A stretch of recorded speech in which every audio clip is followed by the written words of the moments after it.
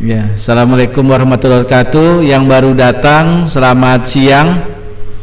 Ya, semoga kita sehat semua ya. Jul masih ketua nih kan? Masih, Pak. Ya, kita percayakanlah Jul Henry sebagai ketuanya ini. Ya.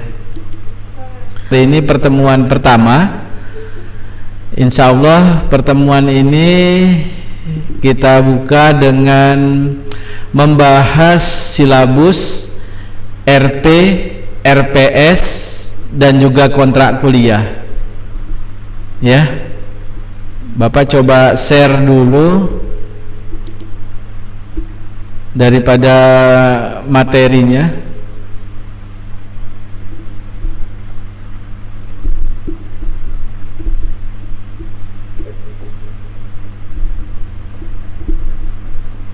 Sebentar Bapak share materinya.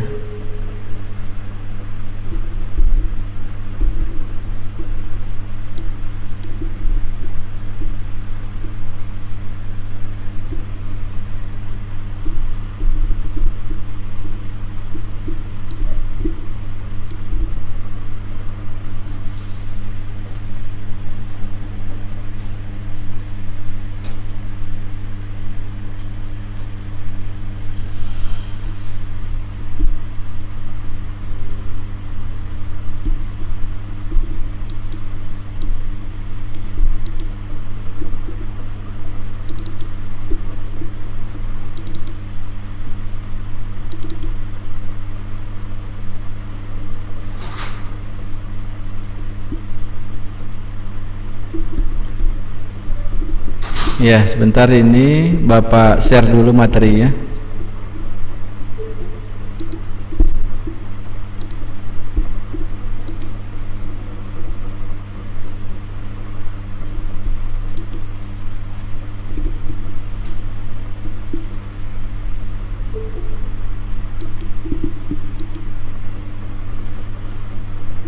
Bisa dilihat materinya.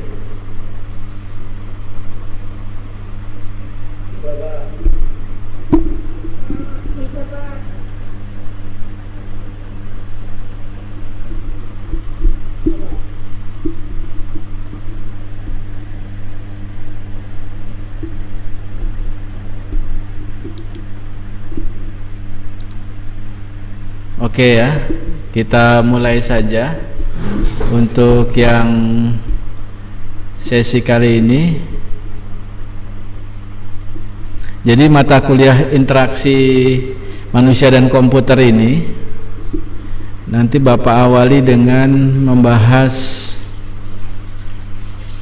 nah ini dia deskripsi dan tujuannya pertama ya. Jadi kita ini bobot mata kuliah ini 3 SKS. Sifatnya itu Anda memilih ya. Nah, jadi Bapak sosialisasikan dulu sebelum kuliah. Jadi tujuannya kita ini adalah bagaimana mahasiswa itu bisa memahami pertama utility ya, pemahaman daripada sistem informasinya, usabilitas, ketergunaannya, efektivitas daripada keterampilannya, dan juga efisiensi daripada penggunaannya ya. Sudah ada yang tahu kan dengan visinya program studi sistem informasi?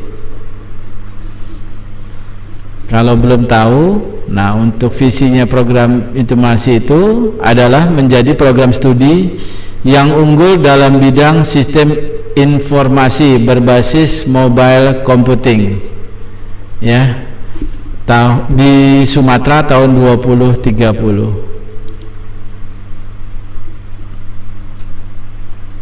Sedangkan misinya sendiri sebagai penjabaran daripada program studi yang telah dirumuskan dengan tetap memperhatikan misi STEMIK Amir Riau. Ya, program studinya itu menyelenggarakan kegiatan pendidikan, penelitian, pengabdian masyarakat di bidang sistem informasi. Mempunyai misi pertama, menyelenggarakan pendidikan yang efektif, efisien, berkesinambungan dalam bidang sistem informasi, menghasilkan lulusan yang memiliki kompetensi di bidang sistem informasi dan relevan pada dunia kerja, kebutuhan masyarakat, serta memiliki moral yang tinggi, menumbuhkan dan mengembangkan pendidikan sistem informasi yang menyesuaikan dengan perkembangan teknologi dan informasi. Untuk yang pertemuan pertama kita introduction. Introduction itu adalah perkenalan. Tapi kita sudah kenal kan? Anda sudah kenal dengan Bapak semua kan? Sudah ya. Kalau masih belum ada yang kenal ya nggak apa-apa, kita kenalan dulu gitu. Jangan malu-malu.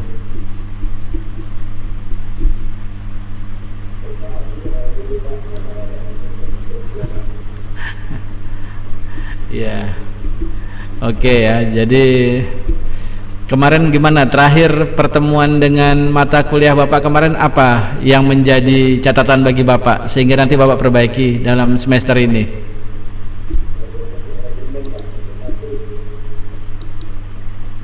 Gimana?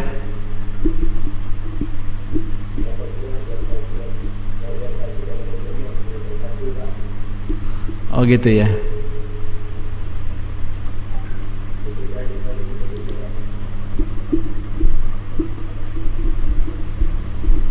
Oke,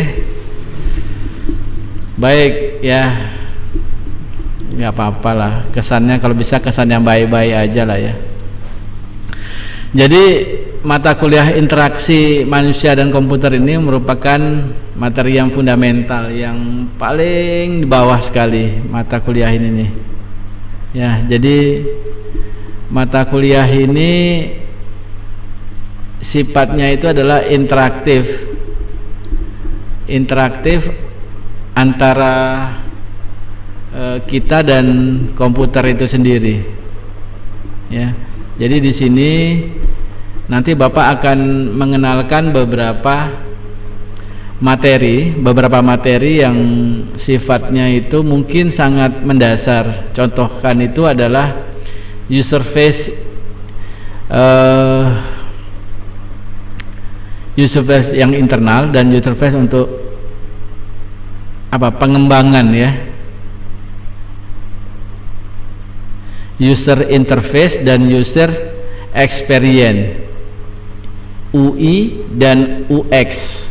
Jadi kalau user face user interface itu adalah bagaimana kita itu bisa menggunakan perangkat yang sesuai, biasanya yang langsung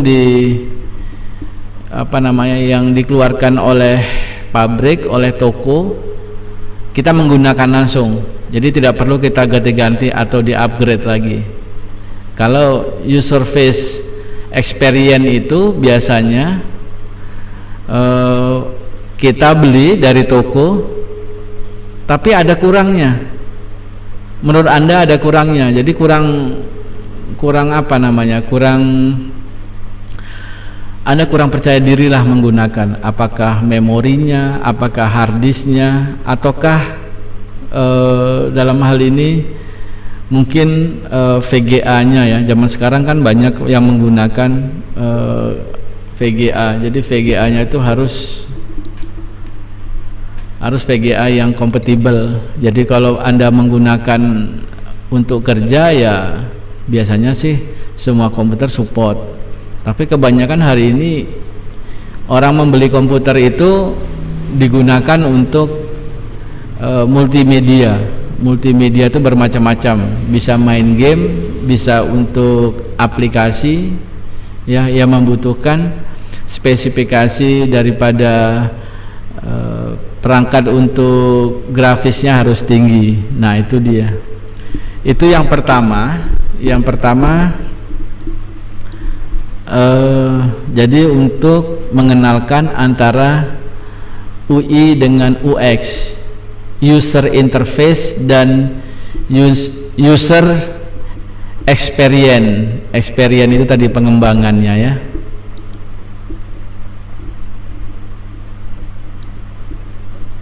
Nah, selanjutnya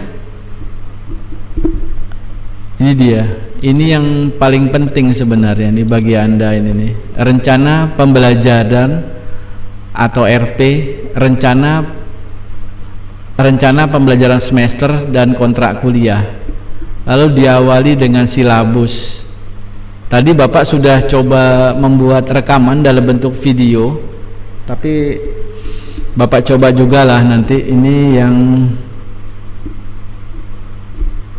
yang ada di file Bapak.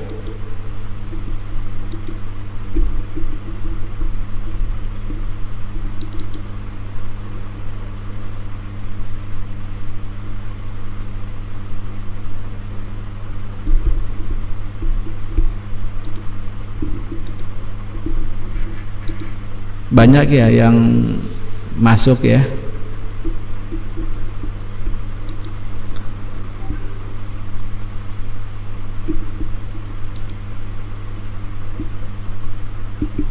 Bapak coba ganti slide dulu.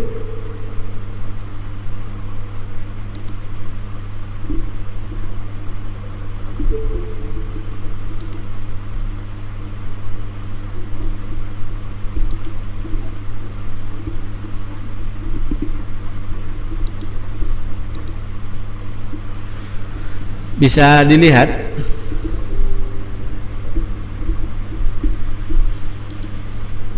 Bisa, Pak. Oke, Bapak lanjutkan lagi.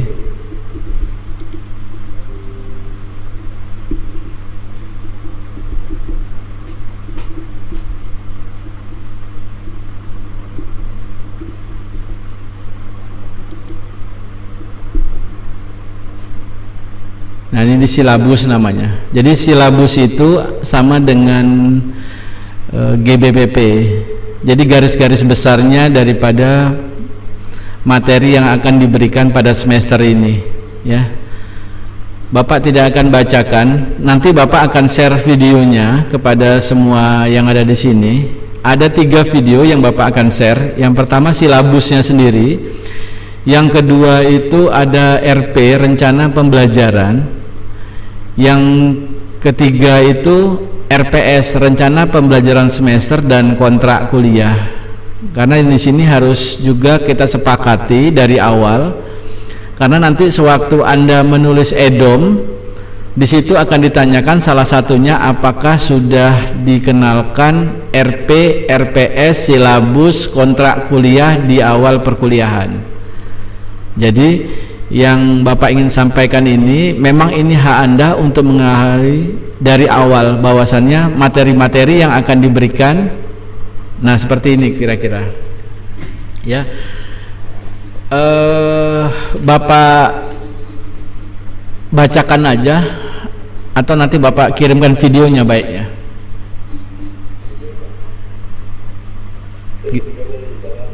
Gimana? Kirim video ya. Oke. Bapak bacakan sekilas saja yang ada di slide ini, nanti Bapak kirimkan video ya. Tapi video yang Bapak kirimkan itu bukannya di sini, nanti agak besar dia. Videonya itu besar, tadi Bapak setelah Bapak rendering itu besar. Jadi mungkin nanti Bapak titipkan di YouTube Bapak aja lah ya. Nah, untuk yang pertama, pertemuan itu pada prinsipnya ada 18 kali pertemuan. Untuk pertemuan yang ke-9 dan pertemuan yang ke-19 itu adalah UTS dan UAS. Ya, UTS dan UAS. Di antaranya itu nanti ada materi. Nah, ini materinya yang akan dipelajari, ya. Jadi kita akan mengenal dulu apa itu UI dan UX, ya, user interface dan user experience tadi. Nah, user interface dan experience kita mengenal. Jadi kalau bahasa sehari-hari ini kurang lebih adalah spesifikasi lah daripada hardware komputer. Dulu kalau kita menggunakan komputer itu lalu identik dengan yang namanya prosesor, memori, hard disk, ya. Nah, nanti spesifikasi itu mendukung lagi yang namanya software yang akan digunakan. Nah, ini dia. Pada pertemuan yang kedua ini metode perancangan user interface-nya, user center design-nya ini. Jadi akan kita pelajari. Jadi kita akan lihat, nanti Bapak akan coba menggunakan Anda sebagai uji petiknya. Setiap Anda ini bagaimana dalam pemilihan komputer, ya, pemilihan. Jadi kita harus juga mengenali pengguna, karakteristik pengguna. Bapak pernah membelikan salah satu komputer, kebetulan ada tetangga Bapak itu minta belikan komputer. Anaknya itu di SMA. Jadi orang tuanya bertanya kepada Bapak, bagusnya kalau beli komputer untuk anak SMA itu komputer yang mana ya dan berapa harganya? Oh, cukup kita gunakan i3 saja menurut Bapak, kan? Karena paling dia hanya menggunakan untuk menulis saja, ya. Kalaupun nanti untuk internet sudah cukup baik. Namun pada kenyataannya waktu Bapak ingin membeli komputer, si anak itu Bapak tawari beberapa merek dengan beberapa spesifikasi, menolak dia. Tadinya Bapak bilang sama orang tuanya 5-7 juta lah kalau mau beli untuk komputer ini. Ternyata anaknya tidak mau, tidak menerima yang Bapak tawarkan. Setelah usut punya usut, berapa kali toko Bapak keluar, ternyata yang dimintanya itu adalah tipenya adalah tipe game. Jadi laptop yang digunakan untuk gaming. Ya, apa ya, lupa Bapak itu prosesornya itu. Ada yang ingat?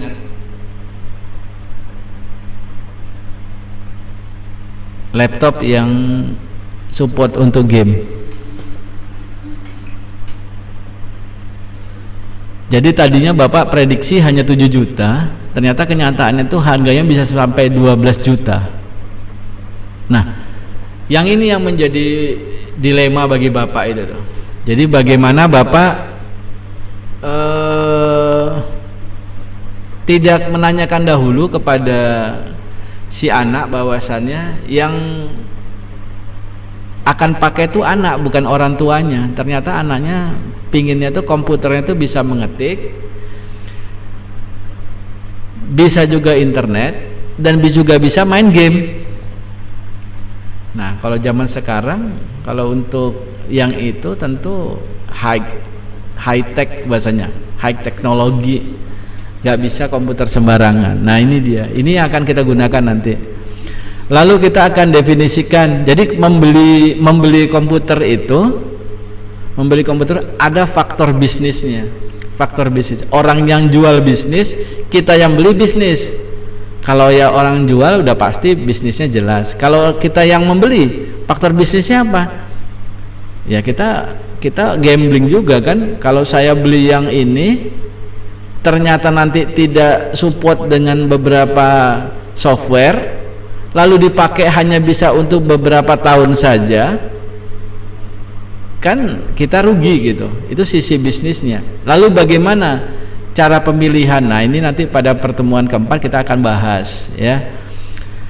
Lalu ada lagi, kita coba membahas nanti bagaimana komputer yang kita beli nanti tidak hanya support dengan stand alone-nya, jadi dengan komputernya itu sendiri, tapi juga bisa support dengan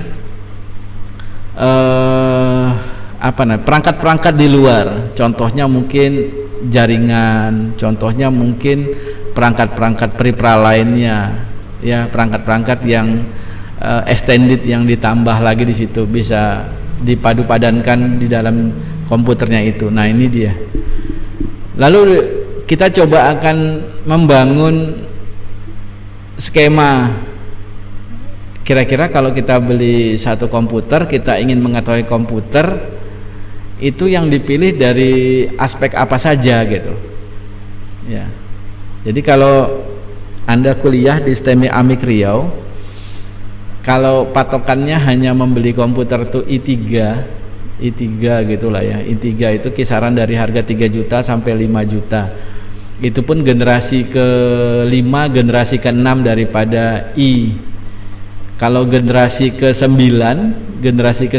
sekarang itu harganya mencapai 7 ke atas gitu. Nah, itu kekuatannya di mana? Kehandalannya di mana? Nah, itu akan kita coba buat skemanya untuk kita bisa nantinya mereferensi kepada siapa saja yang menanya kepada kita bahwasannya kalau kita beli komputer itu pasti harus ada panduan yang jelas. Jadi tidak hanya asal membeli. Pada pertemuan berikutnya nanti akan dibahas lagi mengenai komponen-komponen pada software. Kita sudah punya komputer, kita sudah punya hardware-nya. Lalu apa yang akan kita pasang di sana gitu?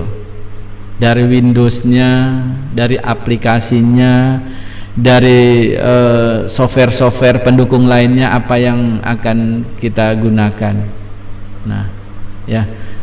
Kebetulan Bapak ada pakai saat ini yang laptop pakai i7 tapi generasi kedua. Nah, bayangkan ya, i7 generasi kedua. Sedangkan kalau Anda berpikir i7 itu udah termasuk generasi yang paling tinggi, ternyata i7 dari generasinya itu ada 1 sampai 9. Sekarang i7 itu udah generasi 9. Jadi Bapak waktu beli i7 dengan generasi kedua itu sama saja Bapak membeli kembali lagi ke teknologi Core atau teknologi Pentium. Jadi jauh ketinggalan. Karena ngapa? Waktu Bapak install dengan beberapa sistem operasi yang terbaru, dia tidak begitu kompatibel. Support dia bisa, terima dia bisa, jalan dia bisa, tapi kompatibel belum tentu. Kompatibel itu maksudnya ada beberapa fitur yang tidak berjalan sebagaimana yang kita inginkan. Nah, dia tidak berfungsi dengan baik, ya. Kadang-kadang aplikasi-aplikasi tertentu dia tidak support. Oke, kita pada yang berikutnya lagi kita kembali lagi berbicara masalah hardware. Hardware itu ada 3 ya, ada input, ada proses, ada output. Input kita udah tahu, itu ada mouse, ada keyboard, lalu ada perangkat lainnya. Untuk yang output ada ada monitor, ada printer. Sedang prosesnya itu perangkat-perangkat yang dalamnya ya, ada prosesornya, ada memorinya dan segala macamnya yang ada di dalamnya itu, termasuk media penyimpanan hard disknya. Nah, kita akan bahas juga karena zaman sekarang ternyata kita sudah tidak pakai lagi hard disk drive atau HDD. Yang banyak dipakai orang adalah SSD ya.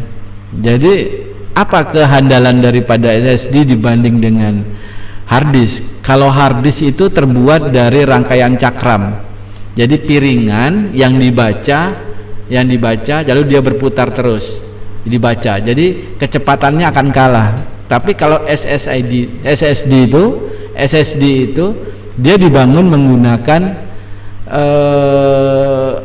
semacam ini flash disk yang dibuat berdaya besar gitu. Ya, jadi dia membacanya cukup cepat dan memproses data cukup cepat. Nah, ini dia.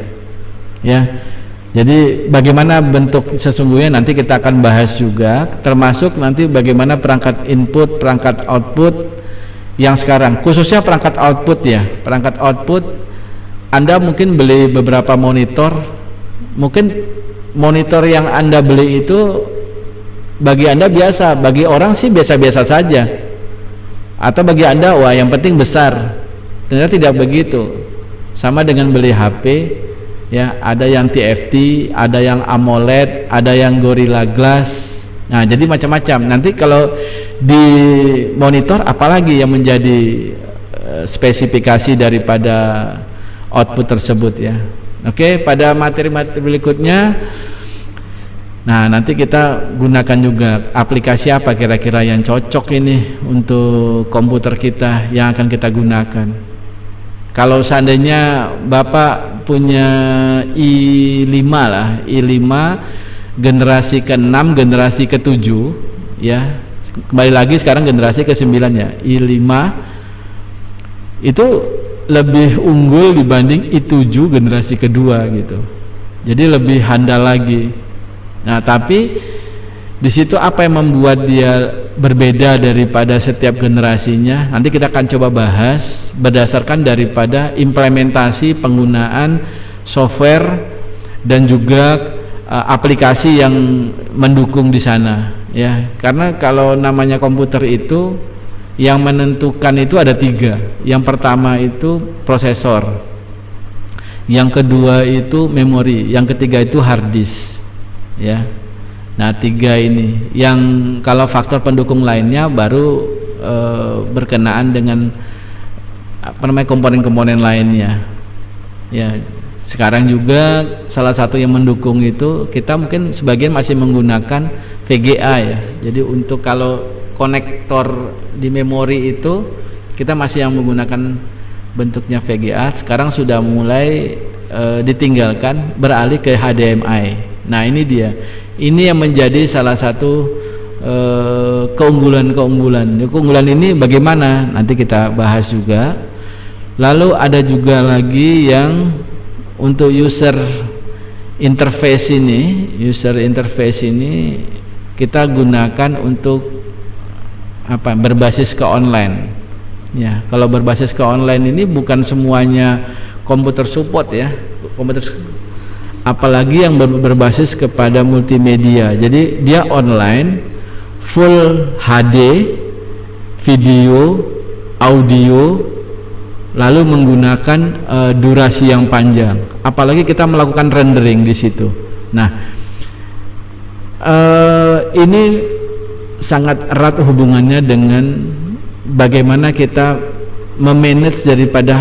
Jadi tidak bisa hanya monitor yang kita gunakan. Jadi cut yang kita gunakan selama itu 256, 128. Kalau kita tumpangi nanti rendering dengan menggunakan aplikasi-aplikasi multimedia itu mengakibatkan kalau Bapak bilang panas cepat rusak gitu. Jadi mengapa kita harus menggunakan perangkat-perangkat eksternal multimedia lainnya? Ini coba kita akan bahas lagi ya.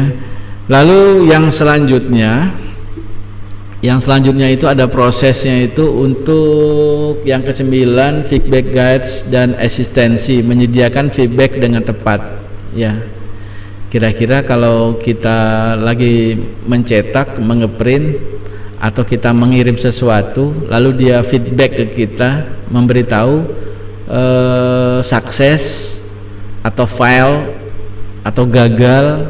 Nah, ini dia. Ini bagaimana sekarang komputer hardware kita memiliki kecepatan, memiliki software yang mendukung sebagaimana yang kita inginkan. Kebanyakan kita beli itu kadang-kadang hanya membeli saja, tergantung daripada duitnya. Ternyata yang kita beli itu bukannya yang bagus, tapi tidak sesuai. Ada yang membeli yang berlebih-lebihan ya untuk game gitu, tapi penggunaannya untuk kerja seperti Anda kuliah sekarang, seperti kantoran, seperti kita sehari-hari mengetik gitu, ya rugi juga gitu. Belinya mahal, pemakaiannya minim. Seharusnya yang kayak begitu diasumsikan untuk multimedia. Ya, multimedia tidak hanya kita merancang aplikasi multimedia, tapi juga ya main game itu juga salah satu multimedia. Lalu kita online, ya menggunakan online, kayak online kita main game online, main ini online, itu multimedia. Kalau salah-salah pakai laptop kita biasa cepat rusak gitu. Nah, lanjutnya lagi ada lagi yang ini, mungkin Anda juga sudah mengikuti lah ya. Kalau Windows itu mengeluarkan, salah satunya Bapak contohkan adalah Office itu sekarang kita menggunakan Office Windows 10 ya, untuk Office 10 ya. Yang sebelumnya ada 8, ada Office 7, ada XP ya. Tapi toh ternyata Anda juga bisa menggunakan semua kan. Walaupun nanti pada prinsipnya ada beberapa penambahan. Nah, ini yang dikatakan dengan pertimbangan internasional dan aksesibilitas. Jadi kita banyak menggunakan, Anda sekarang lah lihat di Play Store atau App Store Anda ya, itu banyak aplikasi-aplikasi yang bisa Anda instalkan ke dalam perangkat Anda, tapi kenyataannya Anda tidak ada masalah kan, Anda bisa menggunakan. Itu namanya pertimbangan internasional dan aksesibilitas. Jadi aksesnya bisa Anda lakukan ya. Nah, ini nanti pada pertemuan berikutnya juga kita akan bicara mengenai grafis, multimedia, warna ya, yang harus kita gunakan. Ada warna yang dulu dikenal istilahnya RGB ya, red, green, blue, tiga aja untuk masing banyak warna. Tapi sekarang warna itu udah bervariasi. Nanti bagaimana caranya gitu ya. Ini dia. Jadi nanti Bapak ceritakan juga lah, Bapak hari ini juga belajar multimedia, Bapak juga mencoba untuk mengekspertkan diri. Karena kalau Bapak hanya berkecimpung di bidang jaringan, jadi mata kuliah jaringan saja tanpa tidak explore yang lain, atau Bapak hanya aware-nya di hardware saja, tidak aware yang lain lagi, maka ketinggalan akan jauh. Sama dengan Anda sekarang, kalau Anda aware-nya itu di pemrograman, pasti Anda akan terasa bahwasanya komputer yang Anda gunakan itu lambat laut terasanya agak kecepatannya agak berkurang ya. Apalagi kalau di multimedia itu pasti terasa kali. Tapi kalau Anda base-nya itu di jaringan, komputer apa aja bisa digunakan kecuali menjadikan server. Nah, ini dia. Ini coba nanti kita akan bahas juga pada pertemuan. Untuk yang program ya, pengorganisasian penyusunan layar Windows. Jadi ini hanya untuk bagaimana kenyamanan kita menggunakan komputer saja. Ya, tidak menjadi halangan. Tapi sebenarnya yang disajikan di dalam desktop itu sebenarnya sudah diproses oleh memori Anda gitu kan. Lalu bagaimana sesungguhnya? Nanti kita juga pelajari. Untuk selanjutnya coba kita akan evaluasi materi-materi sebelumnya. Itu ada usability, heuristic, talk, accessibility, dan testingnya ya. Yang terakhir, materi terakhir, bagaimana kita mengeksplor yang ada di internet, yang di web, perangkat bergerak, perangkat berbasis kepada teknologi aplikasi, menggunakan web, menggunakan mobile ya. Jadi pola untuk user interface-nya di web mobile itu bagaimana ya, karena kita akan relevan dengan prodi kita ya, prodi untuk unggul mobile computing di Sumatera 2030. Itu dia. Sekilas saja Bapak lihatkan dulu karena waktunya mungkin tidak begitu banyak. Mana ya? Jadi ada beberapa yang Bapak akan sampaikan kepada Anda semua. Mungkin kalau diceritakan sekarang ini butuh 1 jam lagi nih. Tadi Bapak agak telat juga kali. Ya. Di sini yang penting ini aja, Bapak akan lihatkan satu lagi kontrak kuliah. Sebentar ya, kontrak kuliah ya. Ada pertanyaan nggak nih? Sekalian Bapak cerita-cerita nih. Silakan, kalau ada yang bertanya silakan.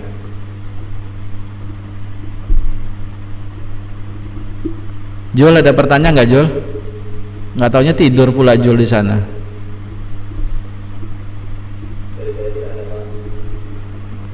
Nggak tidur kan Jul?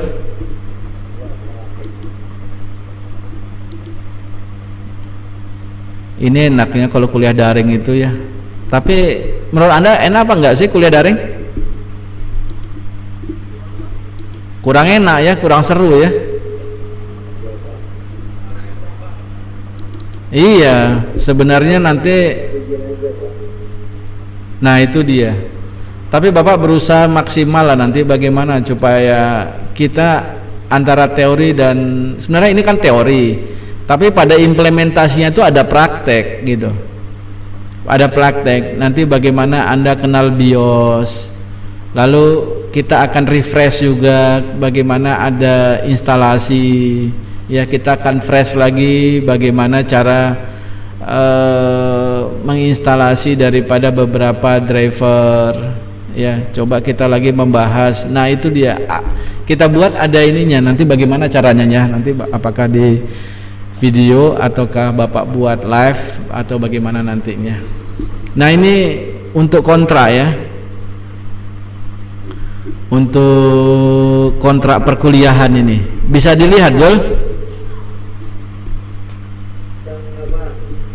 Oke, kontrak kuliah ini bermakna bahwasannya kita sepakat dari awal untuk bisa mengikuti perkuliahan ya, sehingga yang menjadi materi yang akan disampaikan hingga pertemuan terakhir itu kita sepakati. Di sini dilihat ya dalam rencana pertemuan kita ini 1, 2, 3 ya, 1, 2, 3 ini nyaris presentasi Bapak nih. Keempat itu ada kuis, tapi di kuis itu hanya bagian, tapi setelah itu kita belajar lagi. Yang kelima itu ada materi ya, jadi nanti 1, 2, 3, 4, 5 itu ada tugas juga, ada yang akan Bapak beri tugas ya. Tugasnya itu kalau dalam hal ini kita mandiri lah, nggak ada tugas kelompok tapi kelas mandiri. Jadi di situ nanti ada presentasi, 7,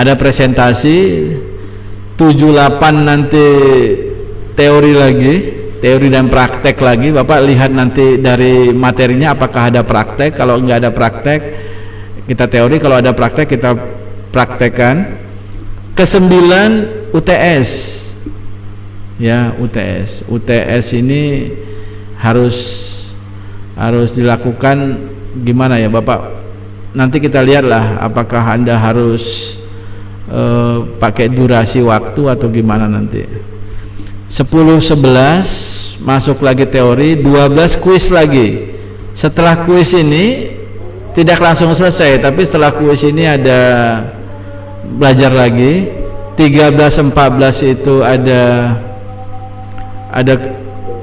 belajar teori lagi. 15 presentasi ya, 15 presentasi lagi. Di sini ada tugas lagi. Dari 10 sampai 14 ada tugas presentasi lagi. 17, 16, 17, 18, 19 nanti yang ujian itu 19. Di 18 ini kita coba preview semua materi-materi yang sebelumnya ya. Ini samar-samar mungkin Anda ada dengar suara azan, tapi nggak apa-apa lah, Bapak teruskan aja karena mengingat paket Anda juga. Yang di sini dapat paket nggak dari kampus?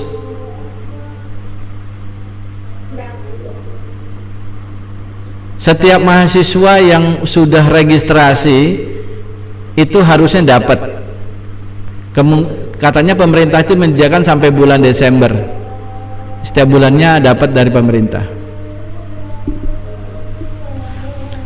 Ini dia materinya.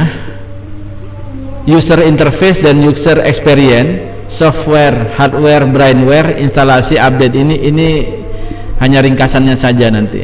Ya, hanya ringkasannya saja. Nah, untuk manfaat mata kuliahnya itu memahami lah ya. Anda juga paham menjelaskan, bisa menjelaskan seluruhnya. Ya, artinya waktu Anda selesai mata kuliah ini, apabila ada yang berkeinginan menanyakan komputer kepada Anda, membeli komputer atau bertanya masalah komputer, Anda sudah bisa menjelaskan ya, komputer mana yang menjadi keinginan untuk orang yang akan menggunakan. Ya, tujuannya nanti ini semua Bapak share ke Anda nanti ya. Kebetulan ini formatnya untuk offline, kelas offline. Jadi tidak semua bisa kita ambil kayak gini, minimal kehadiran 75%. Ya, Anda kan di sana itu bisa hadir 100%. Jadi jangan sampai 75% lah gitulah ya.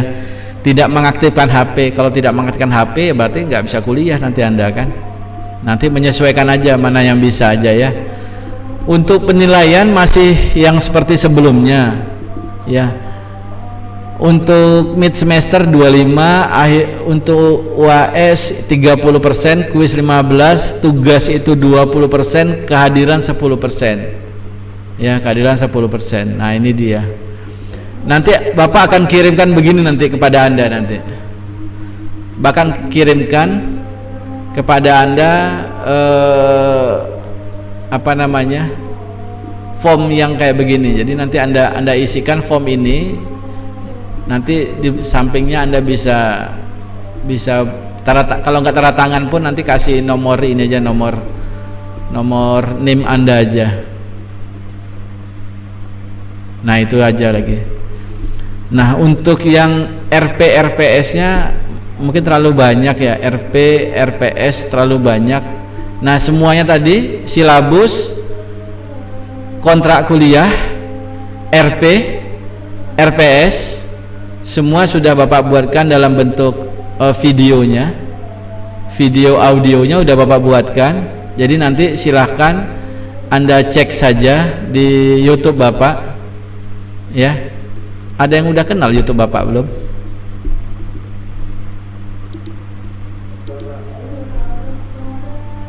Jul Henry tahu? Kita buktikanlah kalau tahu. Apa?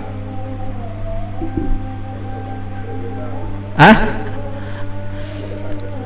Salah.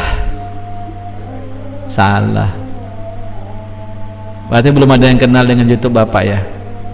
Nanti Bapak share di. Ada yang tahu siapa? Nggak tahu ya? Oke. Itu dia baru yang benar itu. Ya, itu yang benar itu. Jul, yang kampus Merdeka nggak pakai lagi Jul. Kampusnya udah nggak merdeka lagi Jul. Kampusnya udah bebas.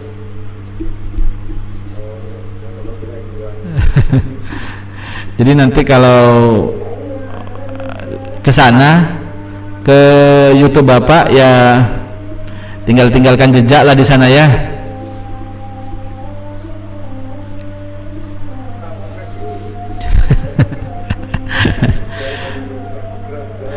Iya, jangan lupa ya, 3 menit dulu ditonton. Kalau nggak 3 menit batal, kena spam sama YouTube. Mungkin itu saja. Ada yang pertanyaan lain nggak ya untuk minggu-minggu selanjutnya? Kalau dosen lain pakai online terus atau pakai video?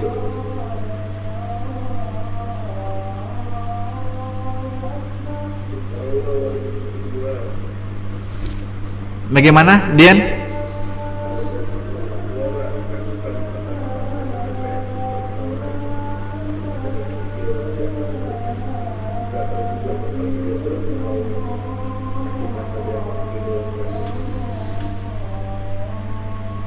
Anda maunya yang mana sekarang? Anda maunya kita online video atau di selang-seling, ada video ada online gitu?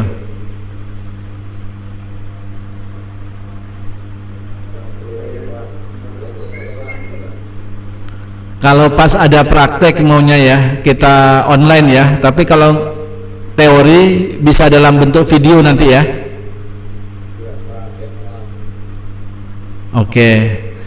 Ini yang hadir berapa ya semuanya? Ada 34 ya, betul? Ada berapa? Ada 35. Berarti 34 lah, Bapak 1 kurang ya. Oke, jadi nanti setelah ini Bapak akan upload videonya, silahkan aja Anda pahami. Kalau seandainya nanti Anda sudah paham Anda di video tersebut, terpaksa harus Anda komentari. Pokoknya harus ada pertanyaan lah di situ. Ya, bukan karena YouTube-nya, tapi harus ada pertanyaan. Kalau sudah paham ya, apa namanya, jadi bentuk interaktif kita begitu ya. Oke, mungkin gitu aja. Ada yang perlu ditanyakan?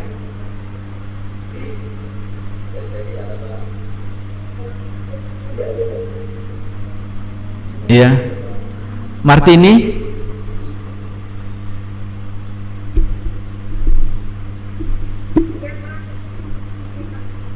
Olivia, ada yang bertanyakan Olivia?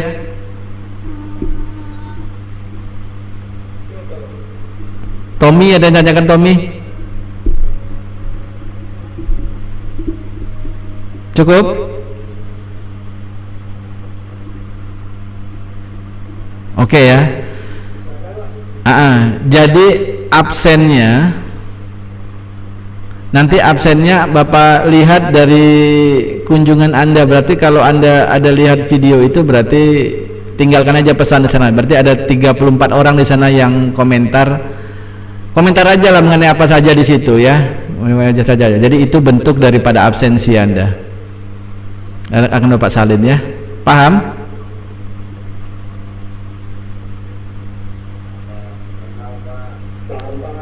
Oke ya.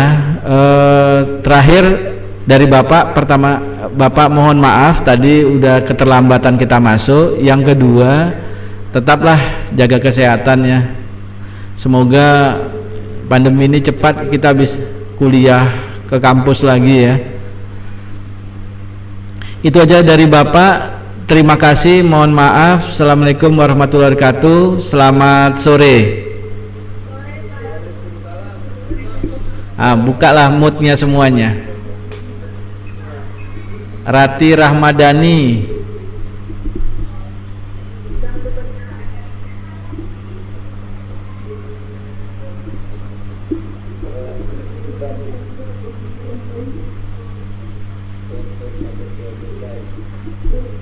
Oke ya, Bapak izin live ya. Ya.